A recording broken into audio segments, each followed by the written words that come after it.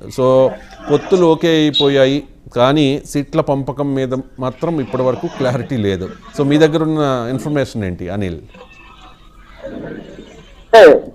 BJP, Janasena, TDP పార్టీలు ఇవాళ ముఖ్య సమావేశం అని కూడా చెప్పుకోవాలి.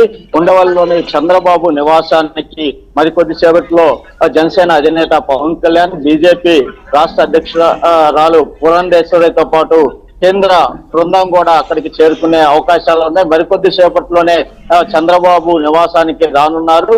ఈ నేపథ్యంలోనే పెద్ద చర్చ ఏదైతే పొత్తులపై ఢిల్లీలో చంద్రబాబు, పవన్ కళ్యాణ్ ఇప్పటికే చర్చించిన తర్వాత సీట్లు సర్దుబాటు విషయంలో ఇవాళ కీలకంగా చంద్రబాబు నివాసంలో ఈ సమావేశం నిర్వహిస్తున్నారు. ప్రధానంగా బీజేపీకి 6 అసెంబ్లీ స్థానాలు, 5 పార్లమెంటు స్థానాలు అనే ఒక ప్రచారం మాత్రం సాగుతా ఉంది. అయితే ప్రధానంగా ఢిల్లీలో ఏదైతే చంద్రబాబు, పవన్ కళ్యాణ్ భేటీ అయిన తర్వాత పూర్తి స్థాయిలో వారు మాత్రం 24 జనసేన, 6 అసెంబ్లీ స్థానాలు బీజేపీకి కేటాయిస్తారని కూడా ఒక ప్రచారం అయితే అన్ని పార్టీ వర్గాల్లో కూడా చర్చ నడుస్తా ఉంది. అయితే ప్రధానంగా అసలు ఎన్ని సీట్లు బీజేపీకి ఇస్తారు అనే దాని కూడా ఇంకా ఆసక్తి నెలకొంది. ఈ సీట్లు సర్దుబాటు విషయంలోనే ఈ రోజు టీడీపీ అధినేత చంద్రబాబు నివాసంలో కూడా భేటీ కానున్నారు. నిన్న బీజేపీ కేంద్ర మంత్రి షెకావత్ తో కూడా జనసేన అధినేత పవన్ కళ్యాణ్ భేటీ అయ్యారు. అనంతరం బీజేపీ రాష్ట్ర అధ్యక్షురాలు పురంధేశ్వరి కూడా భేటీ అయ్యారు. ఈ అంశాలన్నింటినీ కూడా నిన్న విజయవాడలో చర్చించారు. అయితే ఇవన్నీ కూడా ఇవాళ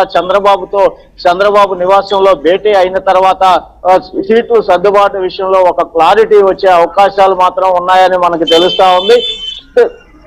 ఇప్పటికే టీడీపీ 145 స్థానాల్లో పోటీ చేయాలని నిర్ణయించుకున్నట్లుగా ఆ పార్టీ వర్గాలు తెలుపుతున్నాయి.